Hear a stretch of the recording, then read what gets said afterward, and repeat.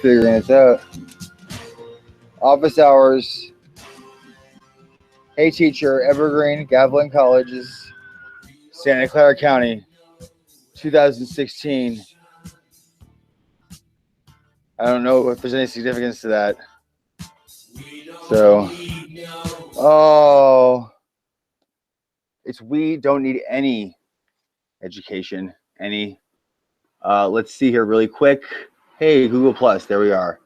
That's where you can find a lot of these episodes, these office hours things here. May 16th, really quickly. I know it's late. It's 11 o'clock where I am. Well, we're all in the same county. Unless you live in Hollister, for my Gavilan folks, then you're in San Benito.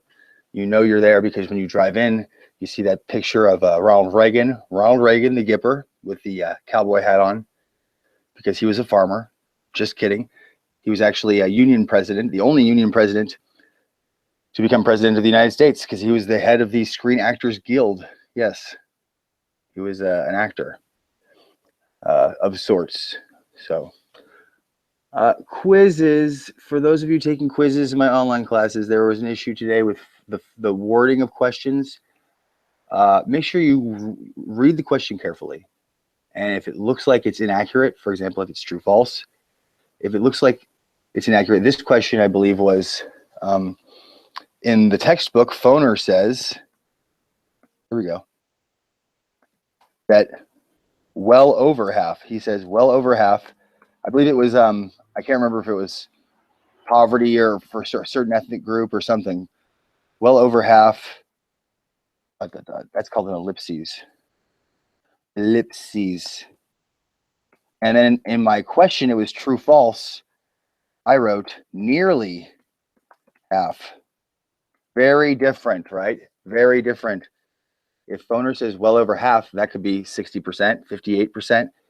Nearly half could be 42. And we're talking about a difference of 15 percentage points, which, if we're talking about the United States, that's millions of people. So it's very different, right? So if read the question carefully, and if it sounds like it's wrong, or it sounds like it's not the right choice, if it's multiple choice, don't go with it. And if for some reason that doesn't work, contact your instructor. If they're reasonable people, they should recognize if they already worded the question wrong and change it. I've been criticized recently for being very adamant about not conceding when I'm wrong, and that's wrong. I'm willing to admit it. I'm just kidding. No, like, that's if you get something, that's if there was a really close one. It involved the Boston Massacre. If Stuart is watching, Stuart Pike, in my 17A online class at Evergreen, a very good point about the Boston Massacre, and the wording of it in your textbook is very ambiguous, and I have no idea why. And so I think I gave them half credit for the question. In retrospect, maybe I could have conceded the whole thing, but I also could have been a jerk about it, which I'm sure a lot of teachers are. You get that. A lot of you students are jerks too, because society is filled with jerks and good people and everyone in between. So this is getting really existential right now. This is supposed to be number 3. I'm sorry about that. Number 2, 1 paragraph responses or 3 paragraph responses. If you are in my class that is going to meet tomorrow, we only do 3 paragraph. So don't worry. You know what you're supposed to do. For everybody else, it's 1 paragraph or 3. So if it says answer in a 1 paragraph response, write 1 paragraph. If it says 3, write 3, right? Some of you, I say 1 paragraph, you write 2 and you number it. You give headings. Don't do any of that. 1 paragraph or 3.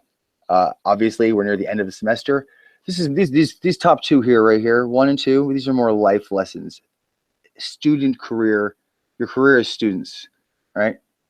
Be thorough. Try to be thorough. Read the questions carefully, as in number 1. And in number 2, read instructions carefully, right? This is helpful in life, too. This is helpful in life. If I say write 1 paragraph about yourself, I don't want you to write 2 or 3 paragraphs. More is not going to impress me. Being able to choose your words wisely so that you can describe yourself well in a few words, that's what impresses people, right? For example, if I can finish this office hours in 5 to 10 minutes, very impressive. But when I go for a half hour, that's just sad. I'm lonely and I need to talk. This is like therapy or whatever. So moving on, let's see if we can stick to our guns on that one. Checking grades for this course. This works for either Gavilan or Evergreen. It's really the same system. Let's go to one of them right now. To check your grade, this is so that you check your grades. We're near the end of the semester. If anything is missing that you know you've done, contact me, okay? And also for Gavilan folks, there's a situation with the gradebook where if you did not do an assignment, it may not be weighed against your grade. So your grade right now might look better than it actually is. If you know you've missed a few quizzes here and there or a few responses and you have like a B+ or an A-, that's probably inaccurate. It's probably lower if you've missed a good amount of assignments. But there's an issue with the gradebook I'm going to fix. So don't freak out about that yet. That's for Gavilan folks. But let's go to one of the Moodle sites here. Did I set it up so that I'm a student? Let's see. I see it differently than you guys. I'm going to switch my role. See this? Switch role. I'm going to slow my roll because that's what the rock. No, the rock says know your role, jabroni. For you WWE fans out there, that's a little. I'm dating myself. Okay. Here you go. See, so this is what it looks like for you. History, United States. Yay. Yeah, grades, course administration, grades, and then it should show up like this. I haven't done these assignments because I'm the teacher, so it should show up like all your assignments here, the score you got, and then your total at the end. And it may not show a letter or grade, but you know what you do? You take the points you have gotten and then divide them by the total possible points. And that's your percentage, right? You move the decimal over. Great. This is math and history. Isn't this awesome? Wonderful. You get the idea. That's how you look at your grades, though. What's an overview? I probably have nothing here. Oh, I see. Oh, I failed. What the heck? How did I fail that class? Oh, you know, I forget. Those are my classes. I didn't actually fail them. I think I took a quiz and then turned it off or walked away from the computer. I can ace these quizzes, guys. Don't question me on that. I wrote them. That's cheating. Okay, finally, this is only for Evergreen for the students that are meeting me Tuesdays and Thursdays.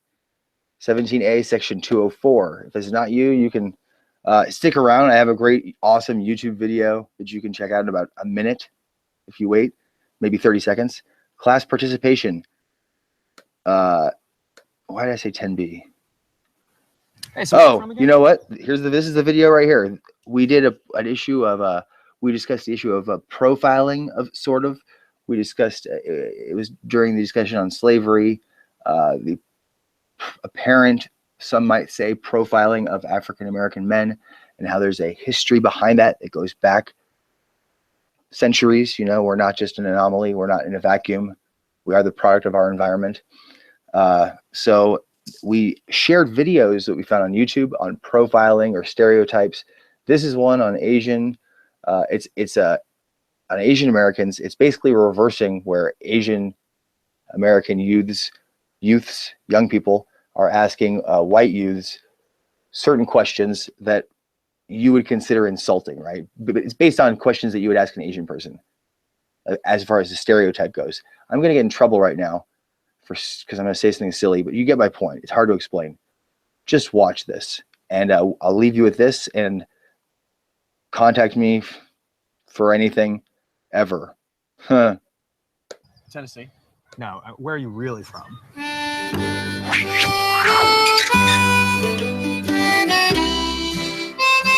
God, like, how do you eat with a fork and knife? That's so hard. I could never do that. Your English is great.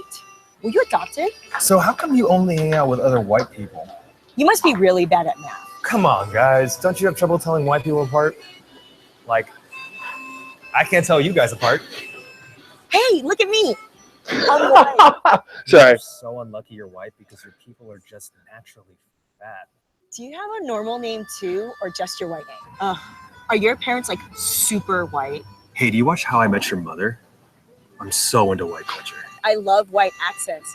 Hey, I ate cheese. You know, I've been really into Western religions lately.